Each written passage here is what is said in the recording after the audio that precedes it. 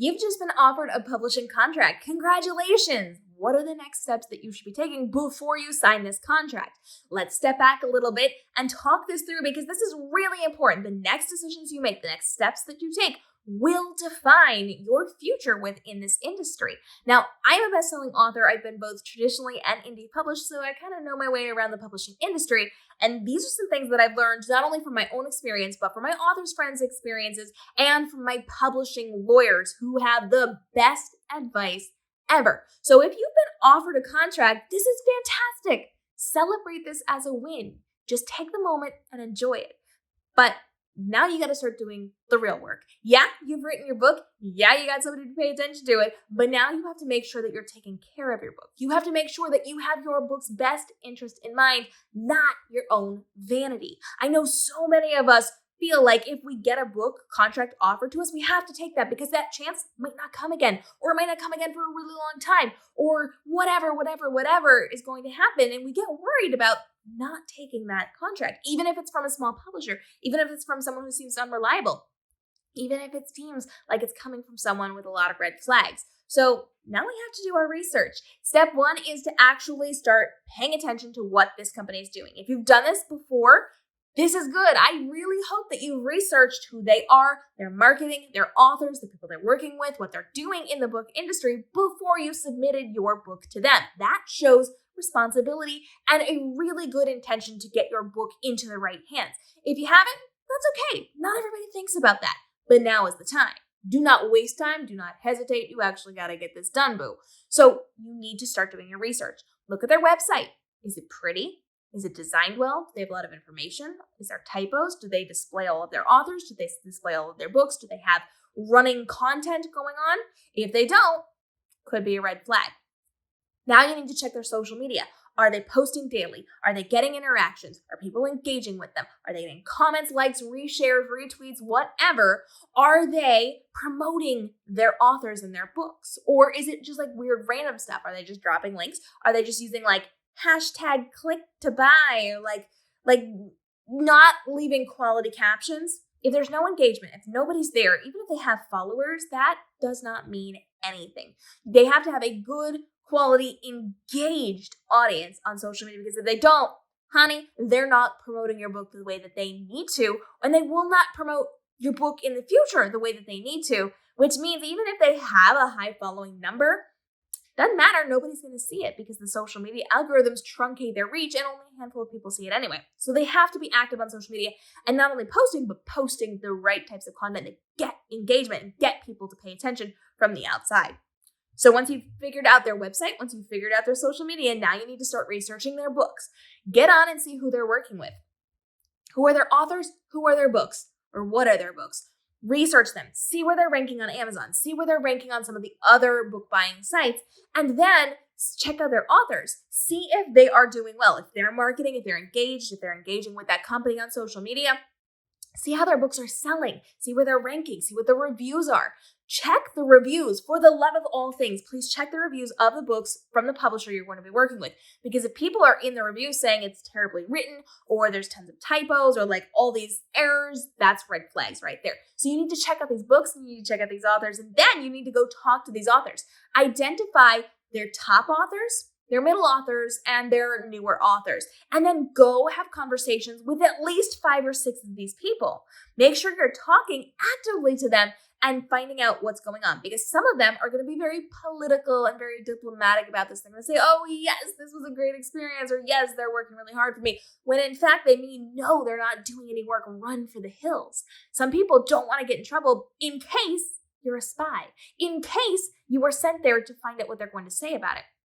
There are people who will not tell you the truth because they are fearful of the repercussions of it, or maybe because they simply don't know that something isn't going right or something is wrong within that business and within that system that they are a part of.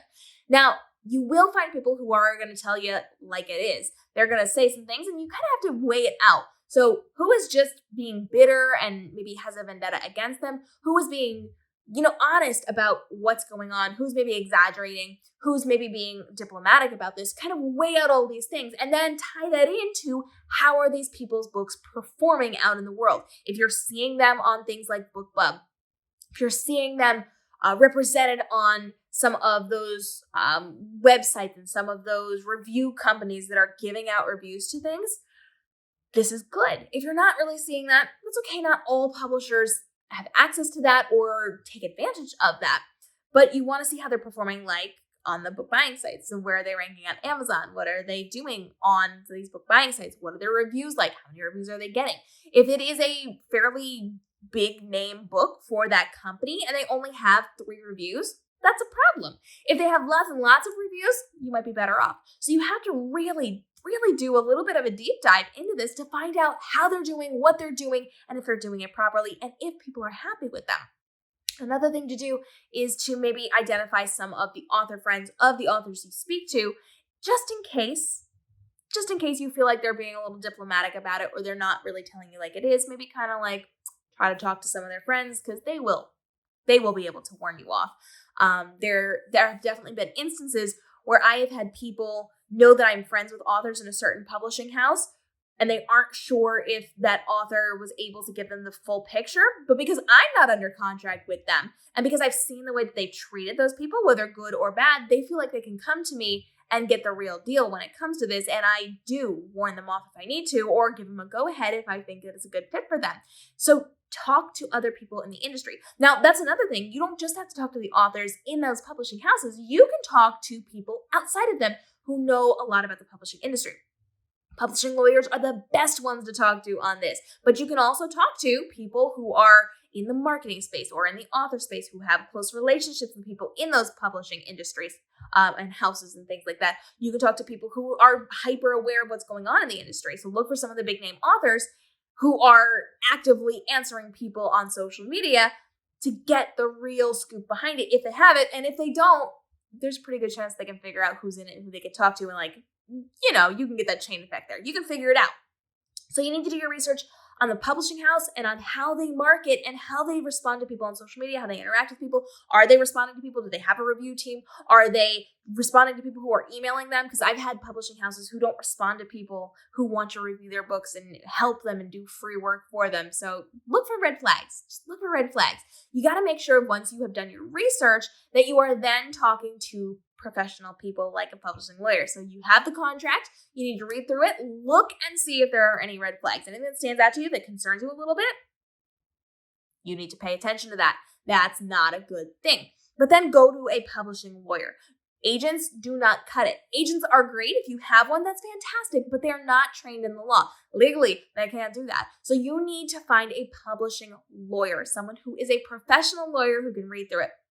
Now, this will cost you a little bit of money. In most cases, they will have a fee or they'll do it on a sliding scale. I know a lot of the lawyers I work with are on a sliding scale based on the advance that you're going to be getting. So if you don't get an advance, they'll probably do it for you for free. If you are getting a huge advance, they'll get like a percentage of it for doing the work for you.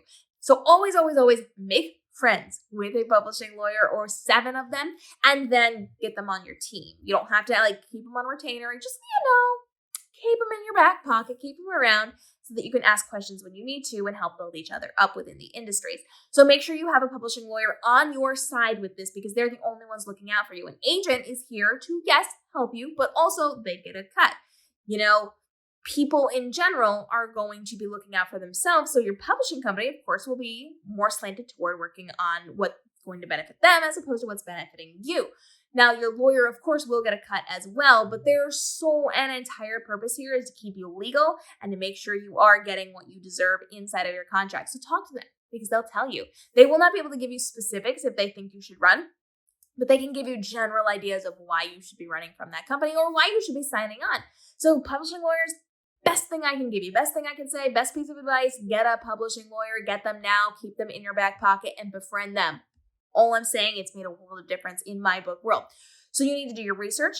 Then you need to go to a professional. If they give you the go-ahead, if you feel comfortable, if you feel like their marketing is on for what you want, if you feel like this is the right fit for you, okay, it's now time to take the next step. Make sure you know what you want.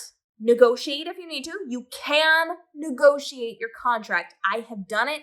Lots of people have done it. You can negotiate your contract.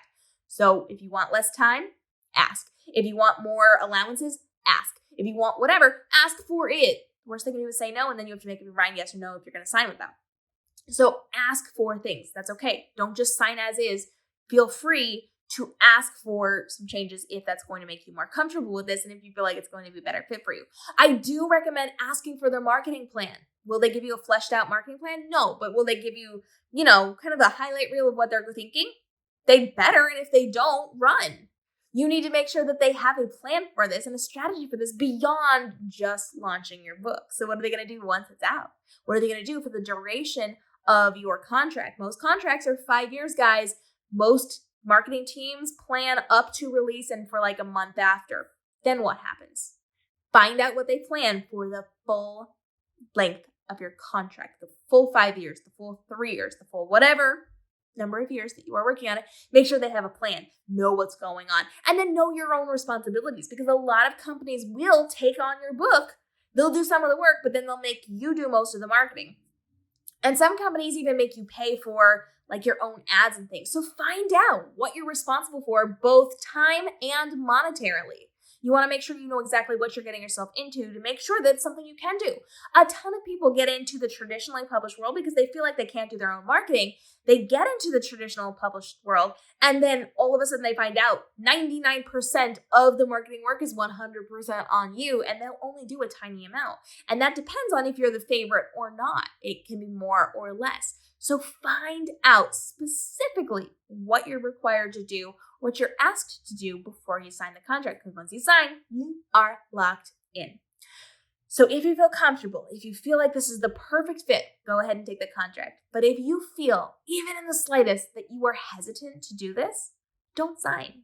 You don't have to take the first contract that's offered to you. I promise you, there will be more. There will be others. There will be other times. And even more so than that, if you feel like you're never going to get another contract, or if you struggle to get another contract, indie publish, we make more money, we have more fun, we have less rules, and dang, we're taking over the world.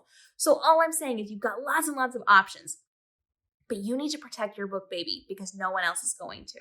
You are the only one. You are this book's mom or dad. You're the parent. You're in charge. You have to make the right decisions, not only for you, but for your book. Because if you make the wrong decision, your book could get lost. It could get lost in the shuffle. People won't know what it is. They won't be able to see it. I have seen so many books ruined by publishing companies who didn't know what they were doing, or didn't care enough about it, or they decided that they didn't like the author after working with them for a while, and they just kind of tanked the book, intentionally or unintentionally. So you're in charge here of protecting your book, baby. You have to make the right decision for it. So do your dang research. Reach out to professionals in the industry who can help you. Make sure you're talking and getting advice from mentors, from people who have gone before you, from people who work with those companies, and from lawyers who will make sure that you are protected. And then make your decision. Congratulations on your book contract. This is super exciting. I'm so excited for you. I want to hear all about this. And if you've got questions, please hit me up down below. Hit the subscribe notification bell, because we are going to be doing more author questions, because I know you guys have so many questions when it comes to the publishing world, both indie and traditionally published, and I am answering as many as possible for you. So hit me up down below and hit the subscribe notification bell, because in the next video, we are continuing to answer your questions that are coming in through Facebook, Instagram, and TikTok, and email right now. And I would love to get those answered for you so you can get on your way to your publishing journey. Thanks so much, friends. I can't wait to see you in the next video.